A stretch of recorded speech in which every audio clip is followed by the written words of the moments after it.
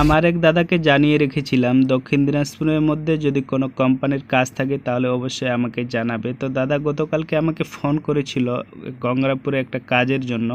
তো আমি আজকে তাড়াতাড়ি সকালে উঠেছি এবং গঙ্গারামপুর যাওয়ার জন্য রেডি হয়ে গাড়ির জন্য ওয়েট করছি। মা আমার জন্য সকাল সকাল পান্তা ভাত আর আলু সবজি রেখে দিয়েছিল সুন্দর করে। তো পান্তা ভাত আর আলু সবজি সকাল সকাল খেয়ে আমি বাড়ি থেকে বের হয়েছি। গাড়িটাতে খুব বেশি ভিড় ছিল না, তারপরে সিট ছিল না, একদম গাড়ির পিছনে গিয়ে বসেছি। পিছনে একদম বসতে হয় না, এত ধাক্কা।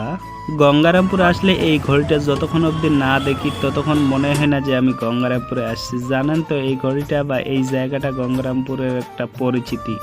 আসলে খুব ভালো লাগে এই জায়গাটা দেখতে, বিশেষ করে যখন জায়গাটাতে ফাঁকা থাকে দেখার অনেকটা আরো বেশি ভালো লাগে। তো আমি চলে